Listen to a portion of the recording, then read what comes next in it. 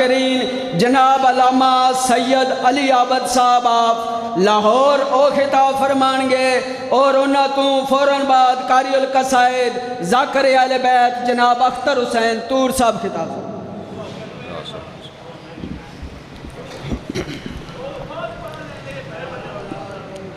درود پڑھ لیجئے محمد و آل محمد پر۔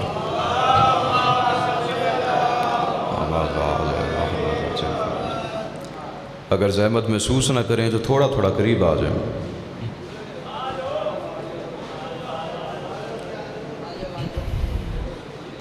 بلند ترین صلوات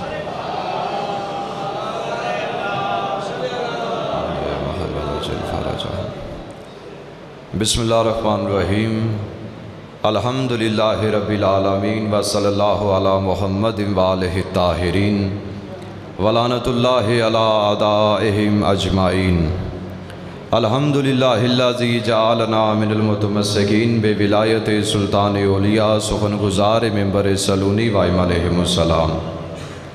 اما بعد ساری تعریف اللہ کے لیے جس کی مدحت تک بولنے والوں کے تکلم کی رسائی نہیں ہے، نہ ہمتوں کی بلندیاں اس کا ادراک کر سکتی ہے، نہ ذہانتوں کی گہرائیاں اس کی رہ تک جا سکتی ہیں۔ دین کی ابتدا اس کی معرفت سے ہے اور معرفت کا کمال اس کی تصدیق کا کمال توحید کا اقرار ہے اور توحید کا کمال اخلاصی عقیدہ۔ درود و سلام ہے محمد والے محمد کے لیے کہ عرش والے نے فرش پہ دیکھتے ہیں، فرش والے نے عرش پہ دیکھتے ہیں۔ یہ جسم رکھنے والے اس بے جسم سے محبت کرتے ہیں، وہ بے جسم جسم والوں سے محبت کرتا ہے۔ ان کے درمیان اس قدر الفت ہے، محبت ہے، مودت ہے کہ خود وہ محمود ہو گیا اسے محمد کر دیا، خود اعلیٰ ہو گیا اسے علی کر دیا، خود فاطر ہو گیا اسے فاطمہ کر دیا، خود احسان ہو گیا اسے حسن کر دیا، خود محسن ہو گیا اسے حسین کر دیا۔ جس نے ان کو سوچنے کا جلدی کیجئے جس نے ان کو سوچنے کا ارادہ کیا وہ گمراہ ہو جاتا ہے، جس نے ان کا انکار کیا وہ شیطان ہو جاتا ہے، جس نے ان کو مان لیا وہ سلمان ہو جاتا ہے۔ درود پڑھ لیجئے محمد والے محمد پر۔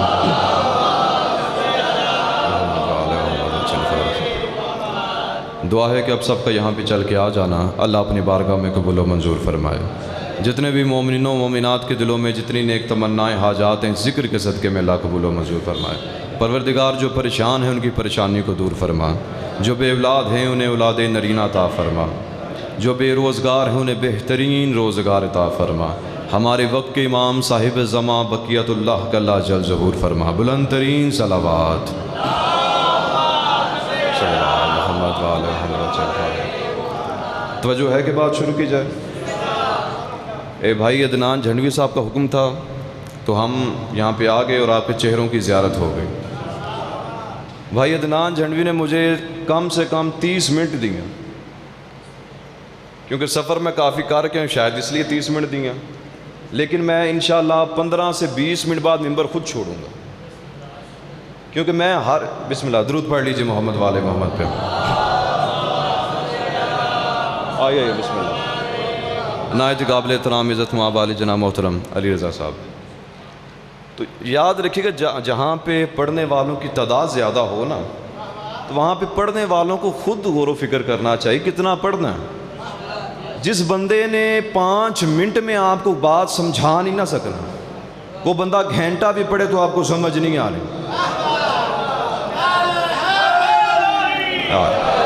ہر ممبر سے میں کہہ کے تھک چکا، لاہور میں تو ہزاروں مرتبہ کہا کہ یاد رکھیے گا وقت کی قدر وہی لوگ کرتے ہیں جس کا تعلق وقت کے امام سے ہو۔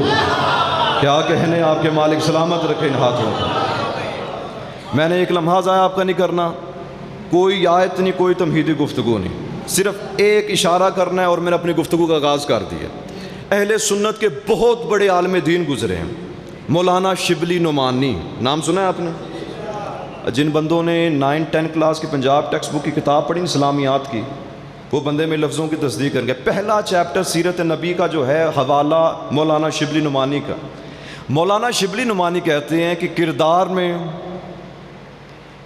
حسن میں، قد میں، قامت میں، زلفوں میں، خوبصورتی میں، محمد مصطفیٰ کی بہترین شبیہ کو حسن کہتے ہیں.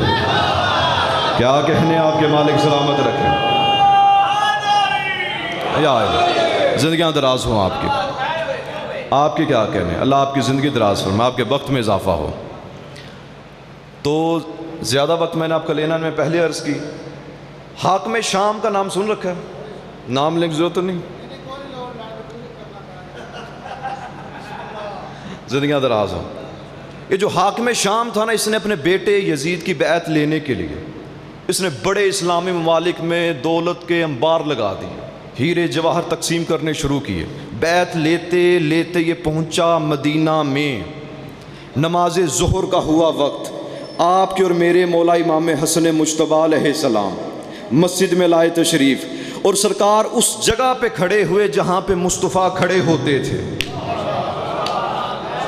اب جیسے یزید کا باپ آیا، مسجد کے دروازے قریب کھڑا ہوا. اس نے اپنے مشیر سے کہا، کہتا دیکھو جتنی دولت سارا دن ہم بانٹ کے آئے ہیں، تقسیم کی ہے، اس سے 2 گنا ڈبل اس مسجد میں انبار لگاؤ.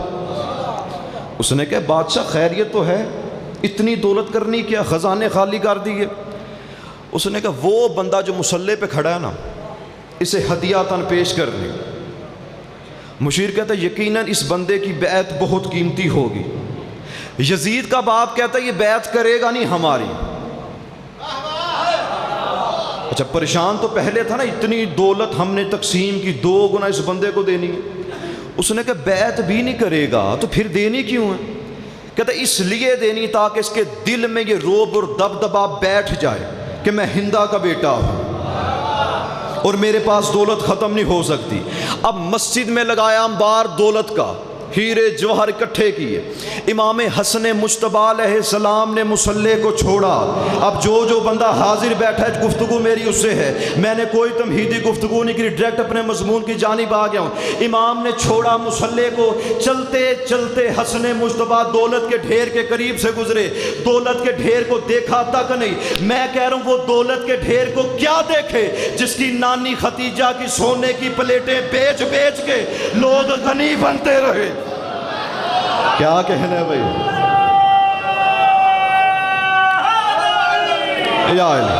زندگیاں دراز ہوں، زندگیاں دراز ہوں. عدنان بھائی آپ کی زندگی دراز ہوں. اچھا یہ شہانہ لوگ، میرا خیال ہے کوئی میں 3 سے 4 مجالس پڑھ چکا ہوں. ٹھیک ہے، اللہ آپ کے وقت میں آپ کے رزق میں اضافہ فرمائے. یہاں بھی میں نے عدنان بھائی جملہ کہا، میں ہر ممبر سے کہتا ہوں پتہ نہیں ہمارے شیعوں کو ہو کیا جاتا ہے. آپ کا پیر علی ہے نا، مرشد علی کو ماننا ہے یا کسی بھگوڑے کو ماننا ہے؟ ہاں تو کھل کے نعرہ لگا کے گھبرانے کی ضرورت ہی نہیں. ہر ممبر سے میں کہتا ہوں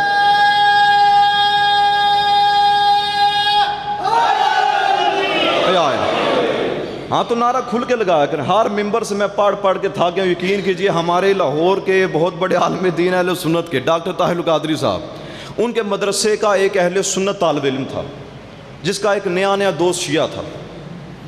وہ ہر روز ان کی محفلوں میں آئے تو ایک روز شیعہ کہنے لگا دیکھو میں تو تمہاری محفلوں میں آتا ہوں، آج ہماری مجلس میں آؤ. سارا دن مجلس سننے کے بعد شام کو پہنچا مدرسے ڈاکٹر طاہر القادری صاحب پاس. استاد محترم ایک بات سمجھ نہیں آئی، محفلیں ہمارے ہاں بھی ہوتی ہیں، محفلیں وہاں بھی ہیں، مجلس یہاں بھی مجلس وہاں بھی، یہاں بھی مصطفیٰ کا تذکرہ وہاں بھی مصطفیٰ کا تذکرہ، یہاں بھی آل کی بات وہاں بھی آل کی بات، یہاں بھی صحابی کا تذکرہ وہاں بھی صحابی کا تذکرہ.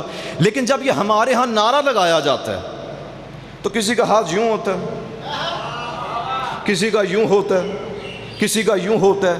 جب یہ شیعہ نعرہ لگاتے ہیں ہاتھ یوں کیوں کر لیتے ہیں؟ اب تھے اہل سنت کے عالم دین بات بڑی کر گئے. ان کا میرے بچے میرے لال میرے شاگرد گھبرایا نہ کر. جو بندے نعرہ یوں لگاتے ہیں صرف شیعہ نہیں لگاتے، ہر حلالی لگاتا ہے، کیونکہ جن کا مرشد پیر مولا گھر میں بنا ہے وہ نعرہ یوں لگاتے ہیں، جن کا غدیر کے میدان میں بنا. کیا کہنے مل گیا غدری نعرہ. یار مالک زندگیاں دراز فرمائے. آپ کے کیا کہنے یا تو جو ہے نا. چلیں جی گنتی میرے پاس 10 منٹ بچے.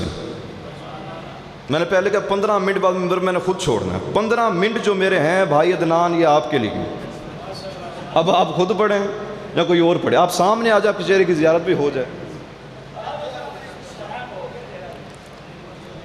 اچھا جب اللہ اکبر سرکار دولت کے ڈھیر کے قریب سے گزرے نا, دولت کو دیکھا نہیں, پیچھے سے بولا یبنا رسول اللہ. سرکار نے سوال کا جواب نہیں, پلٹ کر دیکھا سے. سرکار جتنی دولت سارا دن بانٹ کے آیا ہوں اس سے 2 گنا ڈبل انبار لگایا مسجد میں, آپ کے لیے ہدیہ قبول کیجئے. کہتے ہیں اگر تو ہے دولت کم, آپ تو جانتے ہیں میں ہندا کا بیٹا ہوں, دولت میرے پاس ختم ہو نہیں سکتی, اور انبار لگاؤں گا. امام نے اس کے سوال کا جواب نہیں دیا, مسجد کے دروازے کے قریب چلنا شروع کیا. مسجد کے دروازے کے قریب اسی حاکم شام کا ایک حبشی غلام بیٹھا تھا جس نے زندگی میں مصطفیٰ کو ایک مرتبہ دیکھا تھا. جیسے اس نے امام حسن مصطفیٰ کے چہرے کی جانب دیکھا, کہتے ہیں حسن بھی محمد جیسا, چال بھی محمد جیسی, ڈھال بھی محمد جیسی, چلنے کا انداز بھی محمد جیسا. اس نے جلدی سے امام حسن مجتبیٰ کی نالین مبارک کو اٹھایا, ابا کے دامن کے صاف کر کے امام کی بارگاہ میں پیش کیا. امام جوتا پہن کے کہتے ہیں حبشی غلام وہ دولت کا ڈھیر دیکھ رہے, کہتا جی فرزند رسول. امام کہتے سارا اٹھا کر لے جا. اٹھا چیخ کے اپنی جگہ سے یزید کا باپ, کہتا فرزند رسول جتنی دولت سارا دن بانٹ کے آیا ہوں 2 گنا ڈبل آپ کی خدمت میں ہدیہ پیش کی, آپ ساری دولت اس حبشی غلام کو دے رہے ہیں. امام فرماتے غلام میرا نہیں تیرا ہے. اس نے حسن کے سامنے مجھ حسن کو جوتی صاف کر کے پیش کی, کیونکہ غلام بھی تیرا تو دشمن بھی میرا. امام فرماتے ساری دولت اس جوتی کے صدقے میں نے اسے دی کیونکہ میں فاطمہ کا بیٹا. کیا کہنے بھائی, آپ کے کیا کہنے, زندگیاں دراز ہوں آپ کی. اچھا ہیں بزرگ ہیں نا, داڑھی سفید ہے, بال سفید ہے, کس بات کی دلیل ہے؟ یاد رکھیے گا بڑھاپا بدن پہ ہوتا ہے, عاشق ہمیشہ جوان رہتا ہے. یہ عاشق علی بیٹھے ہیں, عاشق مرتضیٰ بیٹھے ہیں, اللہ آپ کی زندگی دراز فرمائے, صحت والی زندگی ہو. اچھا جب اس کی یہاں پہ ہوئی نا توہین, ہمارے ہاں کلچر پتہ کیا, اللہ نہ کرے اب بھائی عدنان نے مجھے دعوت دی مجلس کی, ہم دونوں کے درمیان جھگڑا جو ہوگا نہیں, تسی پریشان نہ ہو, اگر ہو جائے میں کوئی ایسی نازیبا بات کہہ دوں تو ممکن ہے یہ موقع پر مجھے اس کا جواب دیں. ایسا ہوتا کہ نہیں ہوتا؟ لیکن عرب کا کلچر یہ نہیں, عرب کا دستور یہ نہیں. عرب میں جس کی توہین ہونا اسے اپنے وطن بلا کے اپنے گھر میں دعوت دے کے توہین کی جاتی. جب امام نے کہا نا کہ میں فاطمہ کا بیٹا ہوں, اس نے کہا میری تو بڑی توہین ہو گئی, میں چاہتا کیا تھا ہو کیا گیا. اس نے امام کو خط لکھا, فرزند رسول ذرا شام آئیے, کچھ معاملات پہ بات کرنے. اب ذکر علی پہ پابندی تھی شام میں. جب شام کے لوگوں نے سنا نا کہ حسن مجتبیٰ آ رہے ہیں, کلمہ تو پڑھتے تھے نا, اس نے کہا آج تک ہم نے اپنے نبی کو دیکھا نہیں, لیکن سنا ہے حسن اپنے نانا کی شبیہ ہے. جب ہم حسن کو دیکھیں گے ہمیں پتہ چلے گا ہمارا مصطفیٰ تھا کیسا. اب تاریخ کہتی جیسے امام کی سواری نا ملک شام کی گلیاں کیا چھتیں عورتوں سے بھر گئیں امام حسن مجتبیٰ کو دیکھنے کے لیے. امام کی سواری آئی, 2 دوست تھے شام کے, ایک اپاہج چل نہیں سکتا, دوسرا نبینہ دیکھ نہیں سکتا, بس ایک دوسرے کا سہارا لیتے لیتے کسی طرح شام کے ایک بازار کے چوک میں آئے, دیوار سے ٹیک لگا کے بیٹھ گئے. اب جو دیکھ نہیں نہ سکتا اس نے پاہی سے کہا جو چل نہیں سکتا, دیکھ میرے یار میں تو دیکھ سکتا نہیں, جب رسول کا نواسہ یہاں سے گزرے نا تو مجھے بتائیں کہ وہ دکھتا کیسا ہے. آپ کے کیا کہنے جو ان جملوں پہ بول رہے ہیں, اللہ آپ کی زندگیاں دراز فرمائے. اس نے کہا ٹھیک ہے. اب ایک چل نہیں سکتا, دوسرا دیکھ نہیں سکتا. سرکار کی سواری آئی, شور و غل. اس نے کہا کیسا شور؟ اس نے کہا وہ آ چکے ہیں جن کا انتظار تھا. اب سرکار جس گھوڑے پہ سوار تھے نا, گھوڑا چلتا چلتا ان دونوں دوستوں کے قریب سے گزرا. سرکار کے ہاتھ میں تھا عصا. عصا جانتے ہیں نا، لاٹھی ڈنڈا، جو حضرت موسیٰ علیہ السلام، بلکہ حضرت موسیٰ نہیں بلکہ آدم علیہ السلام کے لیے جنت سے جبریل لے کر آئے تھے. انبیاء کے تبرکات میں سے تھا. سرکار نے گھوڑے پہ بیٹھے ہوئے عصے کو چھوڑا، زمین پہ لگا، ٹک کر کے آواز آئی. اب جو دیکھ نہیں سکتا اس نے اپنے اپاہج دوست سے پوچھا کیا گرا؟ اس نے کہا محمد کے بیٹے کے ہاتھ سے عصا چھوٹا. اس نے کہا دیکھ تو چل نہیں سکتا، میں دیکھ نہیں سکتا، تو مجھے بتا، میں زمین پہ ہاتھ مارتا مارتا عصا اٹھا کے حسن مجتبیٰ کو دیتا ہوں. اس سے پہلے کہ یہ اٹھتا، امام حسن مجتبیٰ نے اسے مخاطب کیا جو چل نہیں سکتا. امام فرماتے ہیں اٹھ، میرا عصا پکڑا، وہ اٹھ کے چلنے لگا. کیا کہنے، آپ کے مالک سلامت رکھے ان ہاتھوں کو آپ کی زندگی کو. اچھا عصا لے کے جلدی کیجیے گا یا عصا لے کے سرکار کے پاس. امام فرماتے ہیں ویسے بڑا کنجوس ہے تو، یا بنا رسول اللہ کیسی کنجوسی. فرمایا اپنے دوست کی آنکھوں کے ساتھ مس کیوں نہیں کیا؟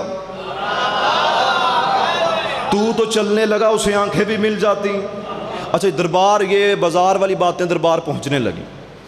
آپ میں سے کون کون زیارات پہ گیا؟ ہاتھ بلند کریں. ماشاءاللہ 1 2 3 4 5 6 7 8 10 افراد ہیں. جو نہیں گئے اس ذکر کے صدقے میں اللہ آپ سب کو ایران اور عراق کی زیارات نصیب فرمائے. جب آپ زیارات پہ جو گئے ہیں میں لفظوں کی تصدیق کیجیے گا. ہر حرم کے باہر ایک قالین ہے دروازے پہ لٹکا ہوا. آپ کی زندگی دراز ہو، تصدیق ہوگی پہلے فرض سے. قالین کے کونوں کی جانب نا جو 2 کونے ہوتے ہیں جو نیچے والی سائڈ پہ، اس پہ چمڑے کے چھوٹے چھوٹے ٹکڑے ہوتے ہیں. کیوں لگائے جاتے ہیں؟ تاکہ اگر کبھی آندھی طوفان آئے تو قالین اڑے نہ، تاکہ مٹی حرم کے اندر داخل نہ ہو. اب ملک شام میں اس حاکم شام نے قالین بنوایا کون سا؟ چمڑے کا. اس نے کہا دروازے کے ساتھ لٹکاؤ، اور کم سے کم اتنا وزنی ہو کہ 15 سے 20 سپاہی اسے اٹھائیں تب مہمان اندر آئیں. اب جتنے اس کے مہمان تھے وہ تو پہلے دربار میں آ چکے. انہوں نے کہا دیکھو جب حسن مجتبیٰ آئے نا، تم نے اپنے اپنے باپ داداؤں کا تذکرہ کرنا کہ میرے باپ کے پاس اتنی دولت تھی، اتنے محلات تھے، اتنی بھیڑ بکریاں تھیں. ناؤز باللہ احساس کمتری کا شکار ہوگا، بول نہیں سکے گا، کیونکہ حسن کے باپ نے ساری زندگی چٹائی پہ گزاری. اب یہاں پہ فرش زا ہے نا، یہاں پہ کچھ بندے ہوں گے جو ڈاکٹر ہیں، کچھ انجینئر بھی ہوں گے، کسی کا تعلق پولیس سے بھی ہوگا. زمین پہ بیٹھنا غربت کی نشانی نہیں ہے.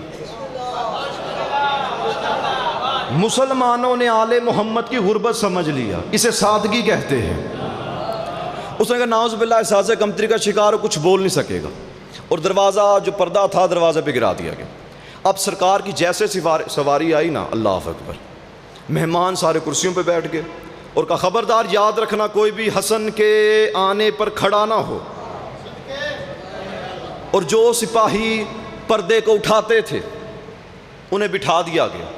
سرکار سواری سے اترے، چلتے چلتے پردے کے قریب آئے. پہلا قدم پردے کے قریب جیسے ہی حسن مجتبیٰ کا آیا، ہوا کا ہلکا سا جھونکا ہے جس نے پردے کو چھت کے ساتھ لگایا. جو سپاہی کھڑے تھے اس نے کہا یبنا رسول اللہ، جس پردے کو اٹھانے کے لیے کم سے کم 15 سے 20 بندوں کی ضرورت پڑتی ہے، اس ہوا کے جھونکے نے اٹھا کیسے لیا؟ امام فرماتے تم ہمارے ادب اور احترام کے لیے اپنے نوکروں کو روک سکتے ہو، ہمارے نہیں. کیا کہنے بھائی، کیا کہنے یا آپ کے کیا کہنا؟ اچھا وہ جس نے کہا تھا نا کوئی بندہ کھڑا نہ ہو، سب سے پہلے کھڑا ہوا تو پورا دربار کھڑا ہو گیا. دروازے قریب چلنا شروع کیا. عمر بن عاص تھا، جانتے کون ہے یہ عاص بن وائل کا بیٹا ہے. اب کتاب میں لفظ موجود ہے، ممبر سے میں استعمال نہیں کر سکتا. اس نے کوئی نازیبہ الفاظ امام سے گفتگو کی. امام فرماتا کس کا بیٹا ہے؟ نام کیا تیرا؟ کہتا عمر نام ہے. بیٹا کس کا ہے؟ کہتا عاص بن وائل کا. امام کے چہرے پہ مسکراہٹ آ گئی. جانتے ہیں عاص بن وائل تھا کون؟ اس نے گروپ بنا رکھا تھا 5 6 10 افراد کا. جہاں سے رسول گزرتے یہ چوک چراہوں میں اکٹھے ہو جاتے، کھڑے ہو کر کہتے اب تر تہمت لگاتے، آوازیں کستے.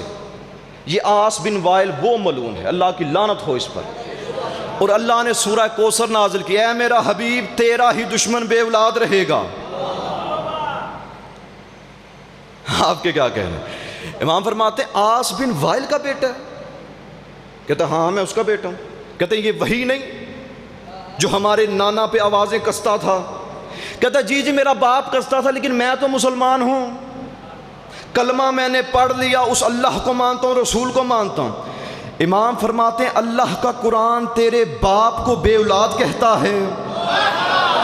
جو پہنچ گیا آپ کو سلام ہے، اللہ آپ کی زندگیاں دراز فرمائے۔ کہتا نہیں نہیں، پورا دربار گواہ، جسے مرضی پوچھیے، حاکم شام سے پوچھیے، میرا باپ عاص بن وائل ہے۔ امام فرماتے ہیں چاند نکلے نہ نکلے، سورج چمکے نہ چمکے، اللہ کا قرآن غلط ہو نہیں سکتا۔ ذرا گھر جا کے اپنی اماں سے اپنے اصل باپ کا نام پوچھ۔ کیا کہنے بھائی؟ سرکار آئے، کرسی پہ بیٹھے۔ اب ہے اشارہ عدنان بھائی، یہ میں جملہ آپ سے کہہ رہا ہوں، یہاں اپنے داد دینی یا پھر نیاز دینی، تیجا کام کوئی نہیں، دو ہی کام سے، یا داد دیں یا نیاز دیں۔ تو سامنے داد دینی، اللہ تعالیٰ سلامت رکھے۔ اشارہ کر کے میں نے گزرنا ہے، بڑا اشارہ باریک، جو بندے کم سے کم، جس بندے نے تھوڑی بہت تاریخ پڑھ رکھی ہے نا، وہ بندہ اس اشارے کو سمجھے گا ضرور۔ وہ پہلا بندہ کرسی چھوڑ کھڑا ہوا، اس نے کہا میرے باپ کو جانتے ہو؟ پورا دربار بولا کون سا؟ جو پہنچ گئے ہو آپ کو سلام ہے، جو نہیں پہنچا آپ کو بھی سلام ہے، اللہ آپ کی معرفت میں بھی اضافہ فرمائے۔ اس نے کہا فلاں، اچھا اسے کیا ہے؟ اس کے پاس اتنی دولت تھی۔ اچھا وہ بیٹھا، دوسرا کھڑا ہو گیا، میرے باپ پاس اتنی بھیڑ بکریاں گھوڑے، تیسرا کھڑا، میرے باپ پاس اتنی زمینیں اتنی جائیداد، کرتے کرتے کرتے امام حسن مجتبیٰ کی باری آ گئی۔ سرکار آپ بھی کچھ بیان کیجئے۔ ساروں نے اپنے باپ داداؤں کا تذکرہ کیا۔ امام نے کرسی کو چڑھا۔ امام فرماتے ہیں دربار ہے تیرا، مشیر ہیں تیرے، وزیر ہیں تیرے، مہمان سارے ہیں تیرے۔ انہوں نے بھرے دربار میں اپنے اپنے باپ داداؤں کی جاگیرات بتانے، لیکن میں نے اپنے دادا ابو طالب کے فضائل نہیں پڑھنے۔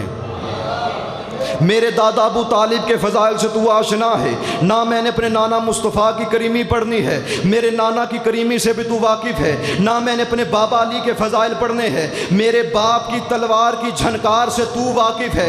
امام فرماتے میں حسن مجتبیٰ تیرے بھرے دربار میں اپنی ماں فاطمہ سے لے کر اپنی ماں حوا تک ہر ماں کا کردار بلند آواز سے بتاتا ہوں، میری فلاں ماں کا کردار یہ تھا، میری فلاں ماں کا کردار یہ تھا، میری فلاں ماں کا کردار یہ تھا۔ امام فرماتے ذرا تخت کو چھوڑ، میرے قریب آ، میرے کان میں آہستہ سے اپنی ماں کا کردار بتا۔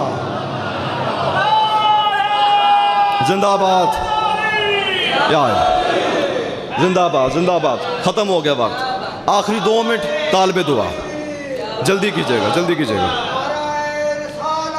یا رسول اللہ، یا اچھا وہ جس وزیر نے مشورہ دیا تھا نا کہ بلائیں حسن مجتبیٰ کو شام میں تاکہ ہم اس کی توہین کریں، یہ سارا مشورہ وزیر کا تھا۔ دروازے پردہ لٹکا دیا جائے، اپنے اپنے باپ داداؤں کی جاگیرات بتاؤ۔ جب سارے چلے گئے نا، حاکم شام دربار میں کبھی دائیں چکر لگائے کبھی بائیں، اس نے کہا وہ بدبخت کہاں پہ ہے؟ وہ چھپا بیٹھا، پکڑ کے لاؤ اسے، لے کر آئے۔ حرامی، تیرے کہنے پہ میں نے رسول کے بیٹے کو یہاں پہ بلایا، پھر میری توہین ہو گئی۔ پہلے مدینہ میں ہوئی، اب میرے ملک میں ہوئی۔ کہتا بادشاہ ایک موقع اور دیجیے، میں نے سن رکھا ہے حسن مجتبیٰ نے کبھی خطبہ نہیں دیا، آپ دربار میں بلائیں، حسن ابھی ہمارے مہمان ہیں، انہیں کہ خطبہ دیجیے، زبان میں آئے گی لکنت، ہم کہہ کے لگا کے ہنسیں گے تو ان کی توہین بھی ہو جائے گی، آپ کے دل کو ٹھنڈک بھی پہنچ جائے گی۔ اس نے کہا پہلے تیرے کہنے پہ میں نے یہاں پہ بلایا، اس نے ہماری ماؤں تک کو نہیں چھوڑا، اب تیرے کہنے پہ دوبارہ بلاؤں پتہ نہیں کیا کرے۔ اس نے کہا میرے کہنے پہ ایک مرتبہ بلائیے۔ وہ سرکار آئے، پورا دربار، جتنے خاص و عام تھے پورا دربار بھر گیا۔ کہتا ہے مولا ہماری خواہش ہے آپ خطبہ دیجیے۔ سرکار ممبر پہ آئے، اللہ کی حمد و ثنا بیان کی، اس کی آسمانی کتابوں کا تذکرہ، انبیاء کا تذکرہ، رسولوں کا تذکرہ، فرشتوں کا تذکرہ، زمین و آسمان کی باتیں کرتے کرتے کرتے امام حسن مجتبیٰ ان الفاظ پہ آگے جو آپ جانتے ہیں، میں نے اشارہ کر کے گزرنا ہے۔ امام فرماتے ہیں اگر ہم چاہیں تو مشرق کو، سارے بولیے گا جو بندے زبان رکھتے ہیں بولیے، مغرب کو، مرد کو، عورت کو، وہ بس جس کی قسمت ہاری تھی کھڑا ہو گیا۔ اس نے کہا تیرا باپ بھی یہی دعوے کرتا تھا، کیا کبھی مرد عورت بنی، کبھی عورت مرد ہوا؟ بس اس نے کہنا تھا۔ امام فرماتے کیا تجھے شرم نہیں آتی؟ کیا کہنے آپ کے جو ہاتھ بلند ہو گئے، اللہ آپ کو سلام تو خوش رکھے۔ اچھا جو سر پہ امامہ پہن رکھا تھا اوڑھنی بن گیا، اب جیسے بھاگا نا، امام فرماتے ذرا رک تو صحیح، پلٹ کے دیکھا اب کیا ہے۔ امام فرماتے ہیں اگلی خوشخبری نہیں سننا چاہتا؟ جو تو گھر میں اپنی عورت چھوڑ کے آیا تھا اسے حسن نے مرد کر دیا۔ اب تاریخ کہتی ہے ایک دن گزرا، 2 دن گزرے، 3 دن گزرے، شام کے لوگ انہیں پکڑ کر امام حسن مجتبیٰ کی بارگاہ میں لائے۔ مولا آپ بھی کریم ہیں، آپ کے نانا بھی کریم تھے، خاندان ہی کریموں کا ہے، مولا مہربانی فرمائیے انہیں دوبارہ مرد سے عورت، عورت سے مرد کر دیجئے۔ امام فرماتے ہیں بھی وقت ہے۔ پوچھا گیا فرزند رسول وقت کیسا؟ امام فرماتے ہیں ابھی سے ایک بچہ پیدا ہوگا جو نہ مرد ہوگا نہ عورت ہوگی، جو شام کے دربار میں ناچ ناچ کر کہے گا خبردار یاد رکھنا کبھی بھی محمد اور علی کی اولاد کو بھونکنا نہیں۔